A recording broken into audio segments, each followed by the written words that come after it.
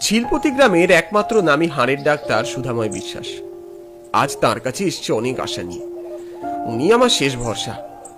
গোদের মতো ফুলে থাকা ডান পাটা মনোযোগ দিয়ে নাড়িয়ে চাড়িয়ে দেখলেন ডাক্তারবাবু। তারপর চোখ পাকিয়ে বললেন, এ ফোলা কতদিনের? এটা প্রায় 22 দিন মতো হবে ডাক্তারবাবু। আর এর আগে পিপুলপাতির বরেন ডাক্তারকে দেখিয়েছিলাম, সে ওষুধ দিয়ে পট্টি করে দিয়েছিল। ওষুধ খেয়ে ব্যথা কমলেও কিছুদিন বাদে পট্টি খুলে দেখি পায়েরই অবস্থা।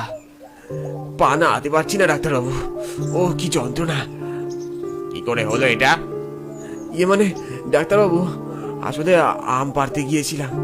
বাহ বাহ বাহ বাহ বাহ, আম পাড়তে গিয়েছিলে? এই তারই বয়সেও তোমার আক্কেল লেগে বলি হারি যায়। কি দরকার ছিল গাছে উঠে আম পাড়ার? ছবি করিয়েছ? হ্যাঁ, এই যে। কি কি কি বুঝছেন ডাক্তারবাবু? আর কোনো আশা দেখছি না। কি যে মরতে ওই হাতুড়ে বরেন্ডার কাছে গিয়েছিলে, তোমার পায়ের 13টা বাজিয়ে দিয়েছে। সোজা কথায় বলি, আমি তো কোনো আশা দেখছি না, তবুও ওষুধ দিলাম, খেয়ে দেখো, নয়তো সোজা ভেলোর। গ্রামের পূর্ব দিকে বুড়ো শিবতলা মন্দিরের পাশে শতাব্দী প্রাচীন অশ্বত্থ গাছের নিচে আজও বিকেলে আড্ডার আসর বসেছিল। তবে আজ আড্ডার অন্য বিষয়, মানে আমার পায়ের অতীত, বর্তমান আর ভবিষ্যৎ।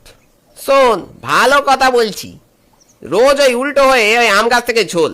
আমি বলছি 2 দিনে তোর পা সেরে গিয়ে পুরো ঝাক্কাস হিন্দি সিনেমার নায়কদের মতো পা হয়ে যাবে। না না, আমি বলছি, ভম্বলের ঠাকুমা গেটে বাতের জন্য যে ওষুধটা রোজ রাতে হাঁটুতে লাগায়, ওই গোবর তেলের নামটা কি বল না? ওই আরন কবিরাজের গোজম্বর। হ্যাঁ, ওটা লাগা, ওটা লাগা। তখন থেকে যে যা পারছে এক্সপার্টের মতো জ্ঞান দিয়ে যাচ্ছে। হ্যাঁ, আমি ব্যথার জ্বালায় মরছি, আর তোরা এই বন্ধু তোরা। আরে সুকু, আরে চড়ছিস কেন? বিলে, তুই কিছু বল। আরে ওই দেখ, করিসদা যাচ্ছি, দেখেছিস? চুলদারি না কাটতে কাটতে কিরকম হাল হয়েছে। লোকটা মাইরি পুরো খেপা। এই ডাকবো ডাকবো। অরিস পণ্ডিত, এদিকে একটু পায়ে ধুলো দিয়ে যান। চলে যাচ্ছেন কোথায়? এই এই মুখের দল, কাকে কাকে পণ্ডিত বলছিস রে? দাঁড়া দাঁড়া, আজ জুতো দিয়ে তোদের ধোলাই করবো, দাঁড়া। বিশ্বাস করো, আজ সত্যি তোমার সাথে খুব দরকার আছে। হেপি সমস্যায় পড়েছি মাইরি। তুমি হলে ত্রিকালজ্ঞ, তুমি তুমি পারবে জট খুলতে। থাম থাম, কি জন্য এত তেল মারছিস বল দেখি, কি সমস্যা তোদের? আমাদের নয়, সমস্যা এই সুকুমারের। এই সুকু বল। আমার ডান পাটা কেউ সারাতে পারছে না। কত ডাক্তার, বৈদ্য, আকুপাঞ্চার, ফিজিওথেরাপি সব কিছুই করলাম, কিন্তু কিছুতেই কাজ হচ্ছে না। দিন দিন পাটা ঢোল হয়ে যাচ্ছে। কি করি কিছুই তো বুঝতে পারছি না। বুঝলাম, বিষয়টা গম্ভীর, আমাকে একটু ভাবতে দে। হরিশদা গাছতলায় বসে ঠোঁটে হাত লাগিয়ে আকাশের দিকে চেয়ে রইল কিছুক্ষণ। তারপর মাটির দিকে তাকিয়ে মাথা চুলকোতে লাগলো। তারপর হাত পা ছুড়ে বার কয়েক চিৎকার করে উঠল, বটেকদা, বটেকদা, বটেকদার ব্যায়ামাগার। ব্যায়ামাগার? ব্যায়ামাগারে গিয়ে ওর পা সারবে? বিশ্বাস না হয় যাসনি, কিন্তু ওখানেই এই পা সারবে, এটুকু গ্যারেন্টি। এবার মানতে হয় মান, না মানতে হয় মানিস না। আমি চললুম।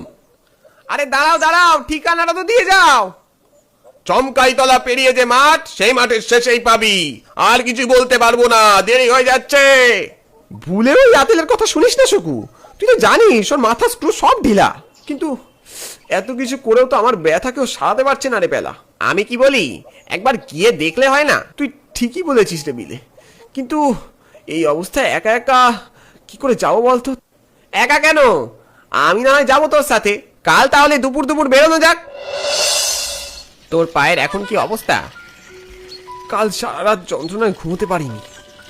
দেখ, এখানে শেষ চেষ্টা করব, নইলে এবার সোজা ভেলোরের টিকিট কাটবো। আমারও তাই মত।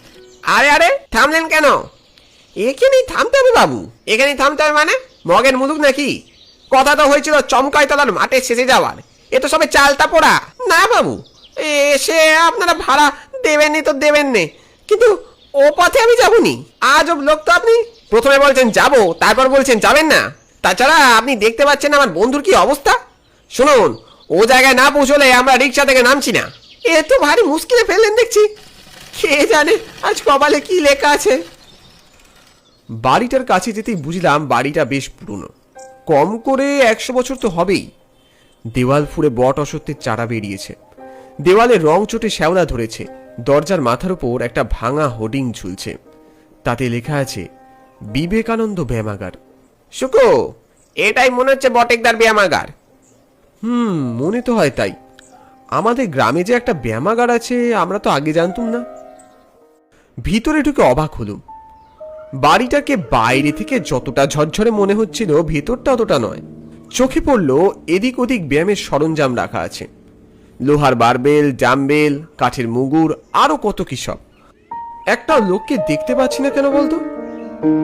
কি জানি, আসবে হয়তো এক্ষুনি। আরে বাস, এদিকে দেখ, কত মেডেল, কত সার্টিফিকেট। 1968 সালের আয়রন ম্যান, 1976-এর বিশ্বশ্রী।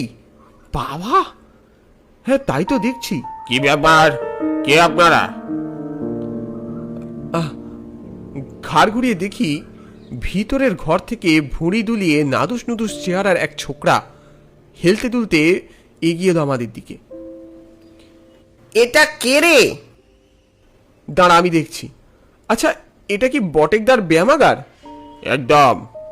আচ্ছা, বটেকদাকে একবার ডেকে দেবেন, একটু কথা ছিল ওনার সাথে। আমি ফটকে, বটেকদার অ্যাসিস্ট্যান্ট। যা বলার আমায় বলুন, ঠিক পৌঁছে যাবে ওনার কানে। উনি কি হাড়ের ব্যথা সারাতে পারেন? আমার এই বন্ধুর ডান পায়ে খুব ব্যথা, যন্ত্রণায় পা নাড়াতে পারছে না একেবারে।